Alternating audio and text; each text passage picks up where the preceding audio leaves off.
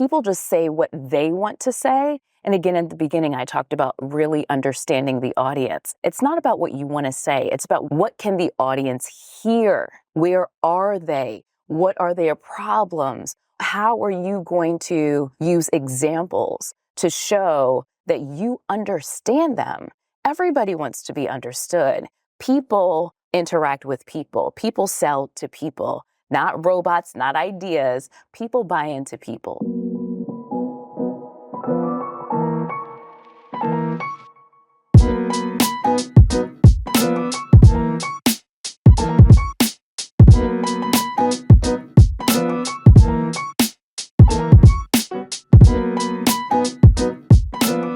And welcome to Gould with Gould, the go-to podcast for startups and entrepreneurs. I'm your host, Larry J. Gould, and today I'm joined by three-time Emmy award-winning TV journalist Aundrea Cline-Thomas. Aundrea Klein-Thomas, 3 times you've won Emmy awards. Yes, I have. Wow. Yes.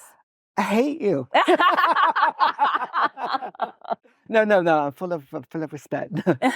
I'm so happy to be here. Thank you for having me. No, it's really, really great. Yeah. Tell us about just something about your career, about and winning these Emmy awards. Yes. It's the highest awards in like broadcasting you can get. Yeah, no. What have you got that I'd like to have? You know, I think that I see people very deeply, and I just assess not just what I want to say, but what I know people can hear. I'm very keen and zero in on the audience. And because the whole thing is that you want to have impact. And I think that I got really good at understanding how to make a message land and how to make it resonate in a world full of noise. Okay. So am I right in saying that you are brilliant at storytelling? Yes, you are right in saying that. I will allow it. Yeah. Because I've been looking at some of your podcasts and things, and so it's not just from this. So story. Now, so let me just talk about myself. Favorite subject. Yes. So so I'm an entrepreneur. Yes. And one of the reasons why I like doing these podcasts, and I think that they're very important. I do work on an entrepreneur program at Cornell Tech here. But one of the issues, the frustrations are, first of all, I work very much 99% with startups. Mm-hmm. And startups, it's very exciting startup. Yes. Because startups create new ideas and new opportunities. Right. 9 out of 10 fail. Yes. That's not so great. Right. 9 out of 10 fail. 73% startups are suffering from real problems, emotional problems. Mm-hmm. So what our podcast is really about finding out all the issues, getting clever people like Aundrea to come and help us do it. And that's what we're doing today. So Aundrea, I really want us to focus on storytelling. Yes. Now, I would change storytelling to a little /selling. Yes.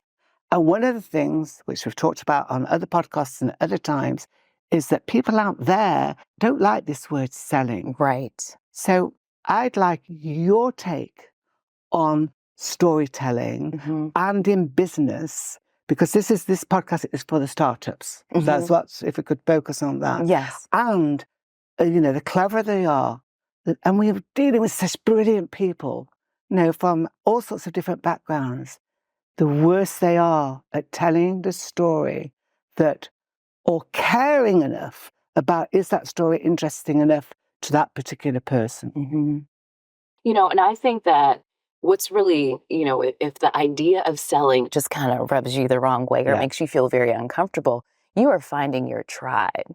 You are finding the people for whom they have a problem and you are the solution to the problem. And so you can't do that if they don't know you exist, right? The story is essentially a magnet. So your people, your customers can find you and you can be of service in their lives. So that's how I think about it when to make it not feel so uncomfortable. And so that's the thing, is that in terms of the failure rate, it's because you don't have enough customers. You don't have enough people to buy your thing. And so you always have to be pitching. You always have to be telling your story. So again, people can find you. You can become discoverable. So out there, this 10 out of 10 people, Yes. a lot of them are going to fail. They find it actually a little bit, and you alluded to it a bit, a little bit distasteful, this whole idea of storytelling / sales. How can we help them overcome that?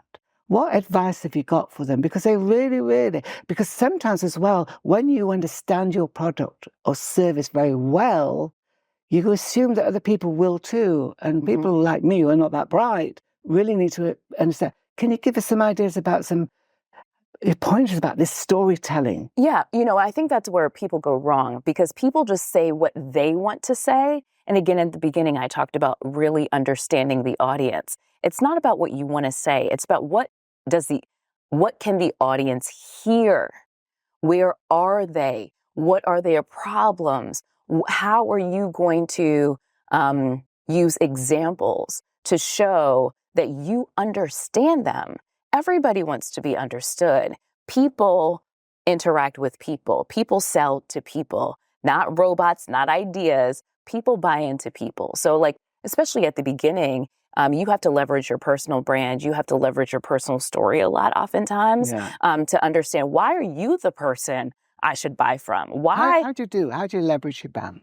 So for me, I will use myself as an example, as I have entered this entrepreneurial arena. I am creating a learning and development platform for journalists to help them as they're transitioning to new careers in the face of the instability in the industry. And so I talk about, I transitioned. I used to be you. I used to be in your seat. I understand intricately how this business works. And now I'm on this other side. And now I have opportunities to be with you. People reach out to me because I have leveraged my personal brand. So I talk a lot about, and this makes people uncomfortable, I talk a lot about myself, right? I talk about what I've learned, what mistakes I've made, what I now know to be true based on, and giving myself credibility as a thought leader in this area. And so people have come along, hundreds of journalists have now come along to say, tell me more, tell me more. And as we've developed products and services, then they're buying because I have the credibility, because I've leveraged my personal brand. So it's at the very beginning, before you have testimonials and things of that nature, they've got to understand, why are you the person to tell me what I need? So it's scary because you've got to, you are very confident to talk about your weaknesses, if you like. How do you help people? Is there any sort of process that you could advise the people, the guys out there who are listening and saying, I kind of get what you're saying, but I need 3 or 4 things to sort of go and do when we finish this podcast? What 3 or 4 things should I sort of write down that I should be kind of doing, even if it's things that I won't like to do? So in terms of storytelling, we can... and coming out about themselves, about their weakness, because I think that's very endearing about you. Yeah. Maybe you're confident to do it because you're successful again at repeating your success. Maybe that is easy, and it's not fair to think that everybody has that. It came from public failure, because as a journalist, as a television journalist, print journalists, they have a byline, so they can almost hide behind the pages, right? Yeah. But as a television journalist, you fail publicly. And so I have a muscle to fail publicly. And once you do it a few times, it's not so bad anymore. What does fail publicly mean? So it just means that if I am going live and I blank, Andrea Klein Thomas is live such and such place, and oh my God, I go blank. And then you have to recover because it's your moment, and I've done that before, as early in my career, especially. And you want to crawl under the ground, But the next day, you got to wake up and you got to do it again. And you've got to put yourself in the position again and again and again. So some of the things to let's break this down, right? Okay. In terms of, I think you have to get honest with yourself about what is really holding you back. Is it the idea of like, oh my gosh, people are going to think that I'm not as smart? Like, is it the imposter syndrome about it? Right. Do you have an accent and you're like, I'm actually ashamed of my accent? Okay. Is it that you don't like what you look like? Yeah. You know what I mean? Like, what is No, I don't know what you mean. Yeah, what is the insecurity? Yeah. Name it out loud. You have to really understand what is that barrier. You know, a lot of people say, I just don't like speaking in front of people. I'm just not that person. But what does that actually mean? Because in business, you have to be that person. Right. You know, you have to be viable, right? So I think it's really important to name what the obstruction is and start working on that self-confidence piece. Right. Just stop me there, because I just want to say, straight after this, you get a pen and paper or you computer out and list those issues for you. List them and then face them. And that's halfway, isn't it? Yes, it really is. So now they're listening and face them and they're looking at the paper and thinking, lots of people looking. Now what are they? Do low stakes. Low stakes, putting yourself out there. For instance, it's not going on a national TV program. Like, that's not going to be your first one. No. Do lower, smaller stakes places where if it's, a small group, like if you have a co-working community, let's say, and give a presentation to them. It's a warm crowd. It's people that you know. Put yourself out there to give a presentation to them, to warm them up. Do things that aren't high stakes first. Do the low stakes things to get your reps in. It's like it's building a muscle, right? Yeah. And so do the podcast interview before television. Do the print, article before, the national article. Do the local news before national news. You have to do things on a step, because everybody wants to be in the big things. They want their names in the lights, but are you prepared for that moment? Because that moment doesn't happen over and over again if you mess it up. So if you're selling a product or a service rather than being on a news situation, what about the fact that perhaps people should do it in front of their families, which is even more embarrassing? Yes, but they love you. Yeah, I'm hopefully saying, because really what is happening a lot is that many families, the people who are investing are called Fs, and Fs, and Fs, and friends, family, and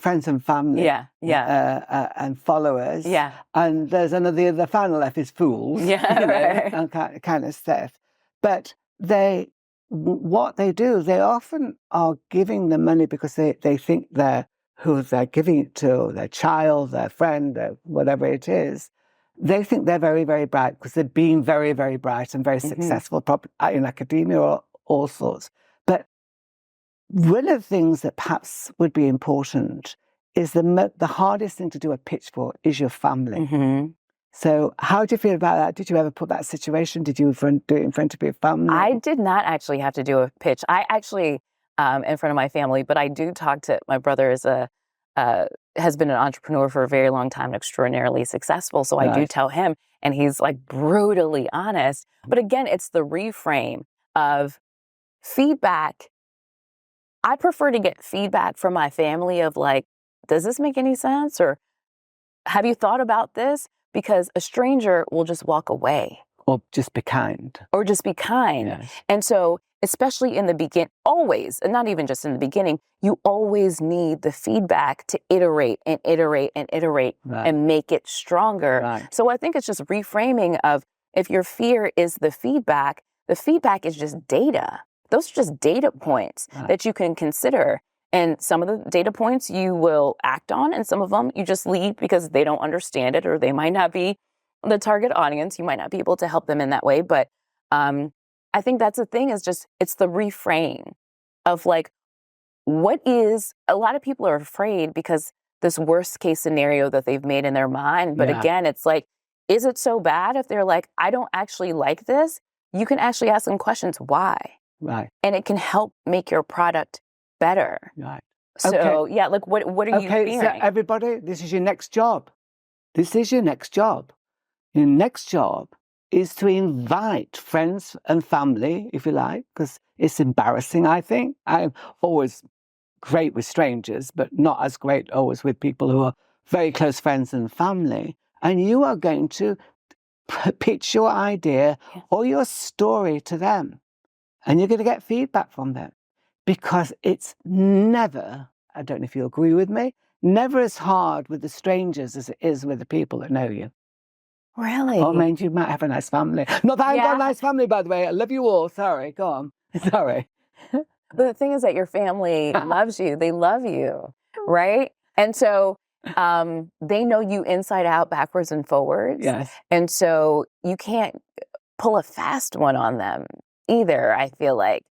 So you have to be really honest. Yes. You have to be really honest. So yeah, I guess some people, I guess it depends on the family if going to strangers is, I suppose I guess, I don't know. For me, my family would be a lot easier and I would prefer to go to strangers. But my family is also brutally honest. Yeah. I grew up in a family didn't really like. And brutally honest can be a bit damaging sometimes. Sometimes, yeah, absolutely it can. You kind of have to make your own decision. You got to know who you're working with, right? Again, know your audience. Know your audience. Yeah. Well, what are the key elements that you can say is important when telling a story? Yes. Are there some key elements? Yes. So, so we'll just break it down. I call it. I use a framework that I created called the PENS method of storytelling. PENS, PENS. So you pick up your pen and write your story, right? All right, yeah. Great. And so that there are just different elements to it. And the P stands for personal connection. Who are you? And why you is a bigger question. Right. Why you? How did you come to this moment here? And why are you the person to do this? Right. Whatever it is that you're doing. So it's the personal connection. The E is for evolution. Where did the idea start? It could be from where did the idea start to where it is right now, or the market. Why does the market need this? The evolution of how is your idea taking this further? Yes. Right? How are we going into a new space, right? The N is for numbers. And I like to say with numbers, ground, don't drown. Don't drown it in numbers because people don't process.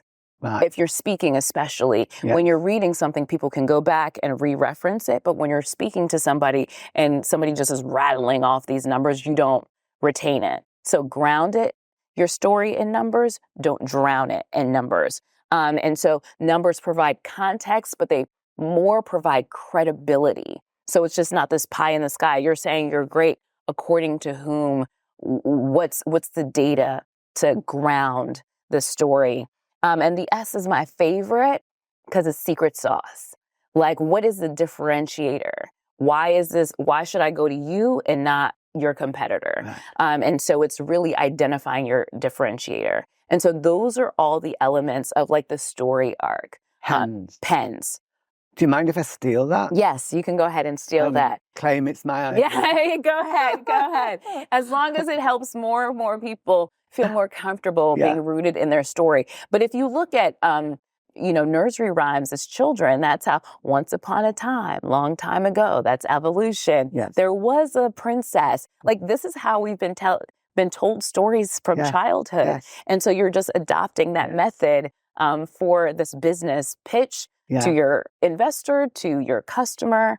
And again, it's always centered around what can the audience hear, not just what you want to tell them. So PENS. And say again what PENS stand for. Personal connection. Personal connection. Evolution. Evolution. Numbers. Numbers. And secret sauce. And secret sauce. Yeah. Can we just go over secret sauce again? Yeah. So it's your differentiating characteristic. So what is it? Why should I go to you versus your competitor? Right. What makes your thing better?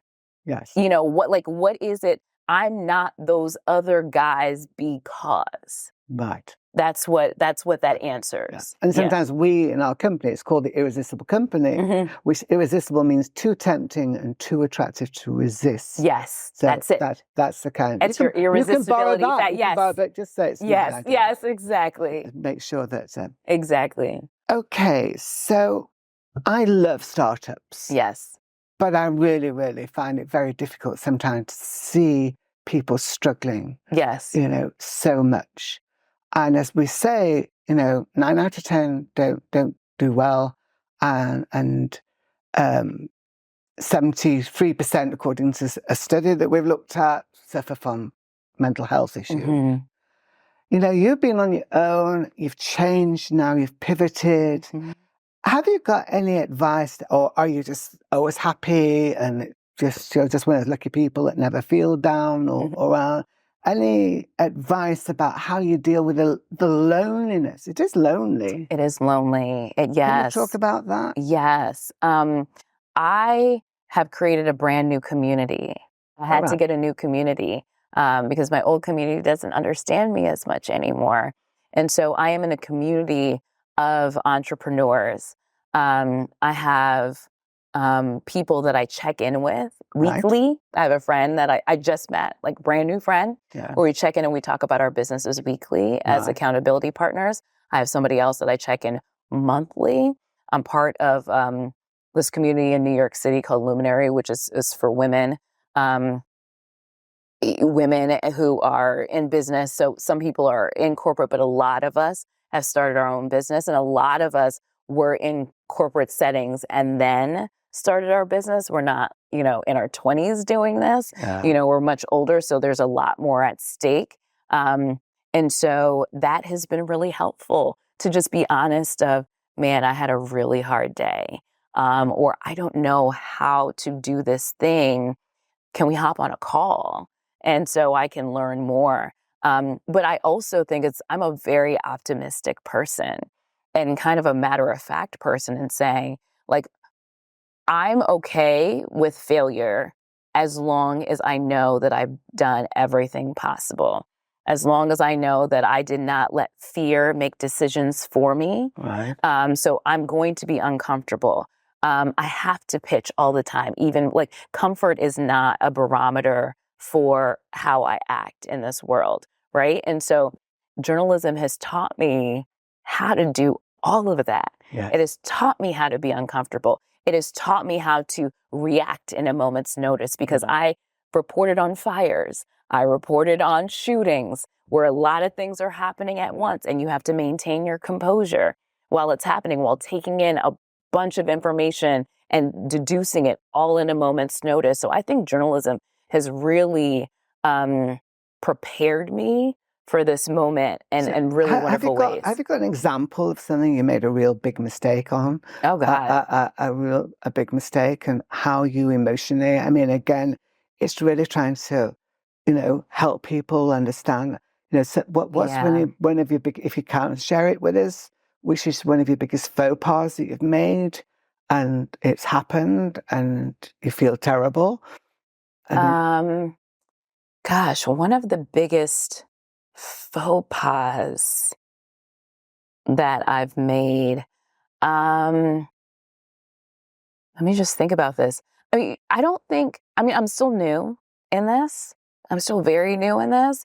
And I'd say the biggest challenge I have is trying to convert. I have a lot of people in the community and converting them into customers, and really trying a lot of things. So what's your approach to that conversion to people in the community? Yeah, to and being that's the salesperson selling to them? So what I do is that everybody who comes into the community, I have them take a survey. When you talk about community, can you also explain what community means? So basically, I create, we have webinars, we have courses, and other services to basically help coach journalists who are transitioning out of their career. So we nurture them, we bring them in. Our lead magnet is a transferable skills guide, which helps them transform their resume so into this more is taking corporate speak. Journalists who, and is there a change in job opportunities for journalism? Yeah, that's the thing, is that journalists are being laid off in large numbers. Yeah. And it's going to continue. Why is that happening? Just out of interest. Yeah, just because advertising dollars, essentially, that's the short answer. Advertising dollars have dried up. Creating content is very expensive. Right. And so if you don't have the audience there, and then the advertising dollars are less because they're going to social media, they can go to Meta and say, this is my customer, and Meta can go find their customer and advertise them directly, when before it was casting a wide net and see who would come in. You don't need to do that anymore with social media. Okay. And so therefore, advertising dollars are not coming in. Content is just getting more and more expensive to create. And so you have to now have people can't be specialists. They have to do a lot of things at the same time. It's interesting saying this because a lot of the startups that come across talk about selling and talk about, social media, but don't know where to go. Oh. And they don't know what to, and they know about buying things on that, and that you can buy people who follow you and do this kind of thing. Yeah. Can you give some sort of advice to, we're talking to startups primarily. Yes. About how what's your alternative now? Because we used to all know what to do. You could advertise in the newspaper. You ring up and you advertise. Right. Now it's gone. Can you give some ideas? But that's the thing that's why storytelling is so powerful, because people don't want to say, here's this mug, go buy it, go buy this mug. Like, nobody wants to be spoken to in that way. Right. They want to understand who's the person speaking to me. Yeah. Like, why are you here? Why do you care about this thing? And that's why it's constant. Sometimes people just want to say one thing once and say, I said it once. Well, now people, from what I'm understanding, I think it used to be 7 to 9 contacts. Now it's 12 to 13 because of we are just privy to so much more information. Right. You got to say it over and over and over and over and over again. So for you, it seems so repetitive, like I've done this before, but there's somebody out there who's seeing it for the very first time, right. And then I think you have to understand what the platforms are and what they do. My platform where I have the best conversion is LinkedIn. Right. That's my platform. Instagram is a nurturing platform.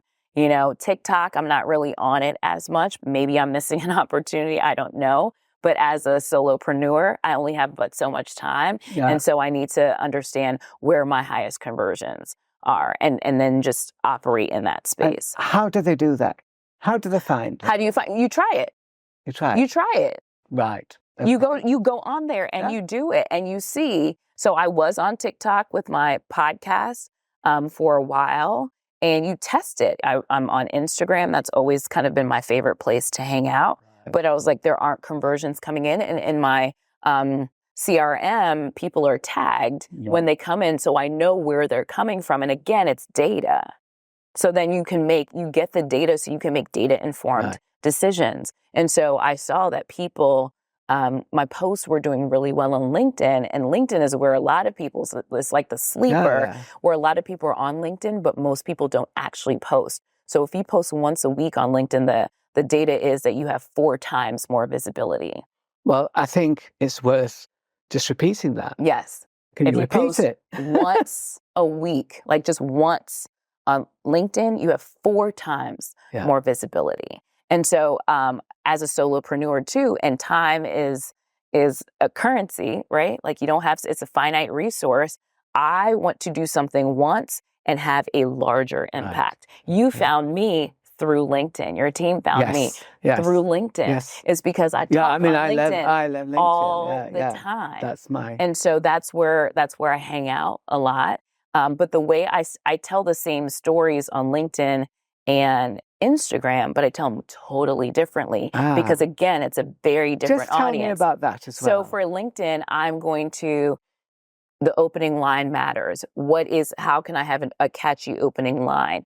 And I'm going to often have bullet points, like on my posts often have bullet points. You're teaching something in some specific way.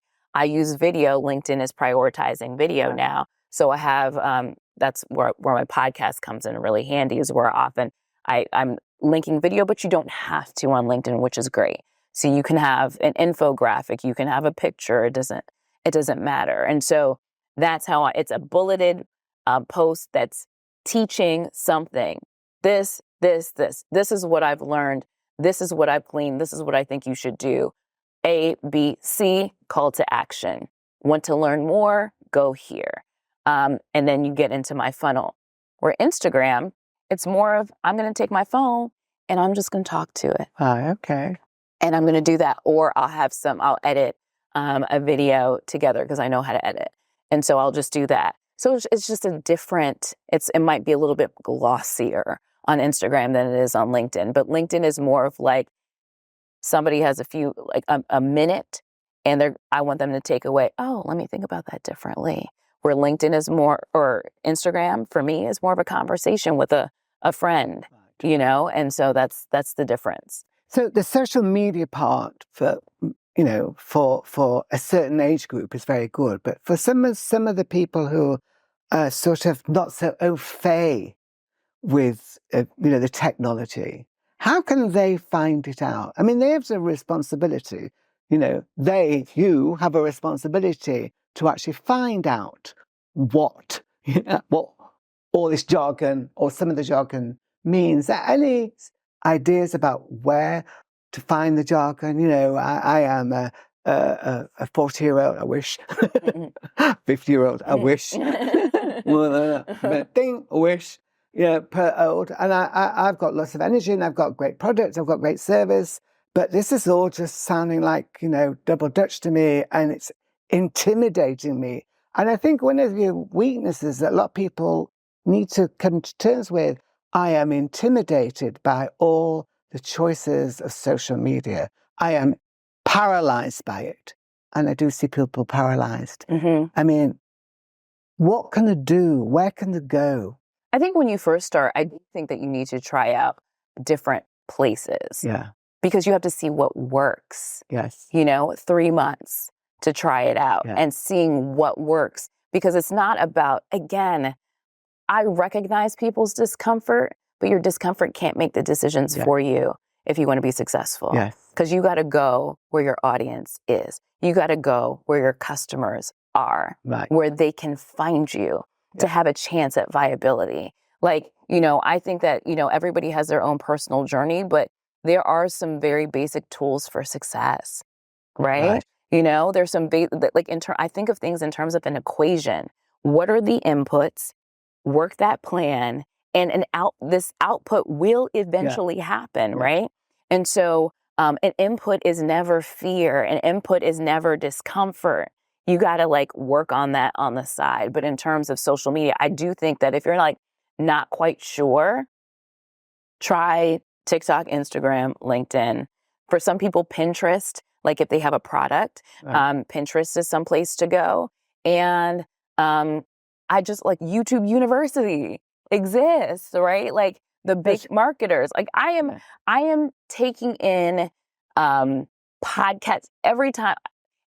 Walking here, I'm on the train, I am listening to a podcast. I'm learning different things all the time. I am taking classes. There's so many free classes of asking the marketers, okay, what works? And then at the end of the day, because again, it's it could be all consuming. And when you don't have a marketing team, when you are a CEO at the beginning, they say it's chief everything officer. One of my friends says it is. So you don't have a team. So it's again, where do you get the highest return on your investment? Where are your people? And so that's why I don't do TikTok right now, because I kind of felt pressured, because it's everybody's on TikTok. You should do TikTok. And I was I don't actually like it. Not. And I can't be myself there. And I don't think I can catch the algorithm. Yourself on TikTok. I just, it's more of the types of conversations that are happening there. I'm just not going to be favored in the algorithm in that way. And then the people that I'm talking to, everybody's on TikTok right now. So it used to be just the very young, but now everybody's on it. But what I'm doing in terms of my services or professional services, I'm talking about jobs. LinkedIn is talking about jobs. So that aligns. It depends on what the product is that you have. If you have a bakery, or, you have a brick and mortar, you're going to want to be on TikTok. You know what I mean? You're really, Instagram is very hard to catch fire on. It's so hard. That algorithm is really difficult. Or TikTok's algorithm, you don't have to worry about followers because like it's so good in understanding what people want that they will put it on their For You page. And so like, you know, I think it's shifting away from what I understand. This is what I've learned. I'm not a marketing person, but from what I've learned is that the algorithms are starting to get so good that it will get you to your customer. You just have to understand the platform. So it just makes more sense for me to invest in LinkedIn versus TikTok for what I'm doing. Okay. So, and I do think outside, a lot of this conversation is sometimes a bit scary because we're using all this, you know, social media right. chat. Yes. But I think it is really coming to, and I'm a bit overwhelmed by it because, you know, at my age and the stage, and I do find it like, you know, a foreign language. But if you are young, old, or whatever, I do believe, I don't know if you'll agree with me, but it's your responsibility to actually work out what this all means. Yeah. So your podcast is the next best thing. Yes, the next best thing. What the final thing? Yes. To ask you. Yes. What is the next best thing? Yeah, it's all about career and life transitions. We're saying that you don't have to. A plan B is not required. You can continue pursuing your plan A, even if it looks different. And I think it just ties a bow around the whole conversation that we're having is that you have to be open. This is all about being open to feedback, being open to rejection, being open to failing. You just have to be open to see and kind of going with the wave. But when you things negative feedback, what do you do? What's going on? And again, when you're getting negative feedback. Okay, perfect. I mean, perfect. I hate negative feedback. No, people say it's great for me. I hate it. Right, but I think it's first, who is the feedback coming from? Yeah. Right, and what are they credentialed to tell you about? Right. So I would get feedback from being on television. People just volunteer their opinions about your face, about your clothes, about your voice, about what you say, like everything. And so even if you don't like the delivery, is there truth? Is there truth in there? You have to parse the delivery and the attitude or whatever from the content. What do they actually say? Right. And then you run it through another filter. Is it true? Is it not? Is it some of it true and some of it's not? So it's literally like a filter. You keep what you need to keep and you discard the rest. You know, but just because it's negative doesn't mean that what is being said is not true. No. Okay.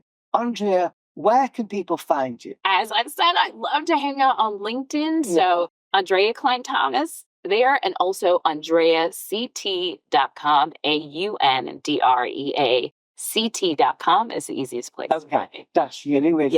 And we'll put that on our LinkedIn as well. Perfect. Thank you. You've been brilliant, absolutely brilliant today, and been helpful to me, I have to tell you something. It's great having you all with us, and to catch us again, go to Gould with Gould. We're on all the social media platforms, and we're really looking forward to your feedback as well, and to see you in our podcast next week.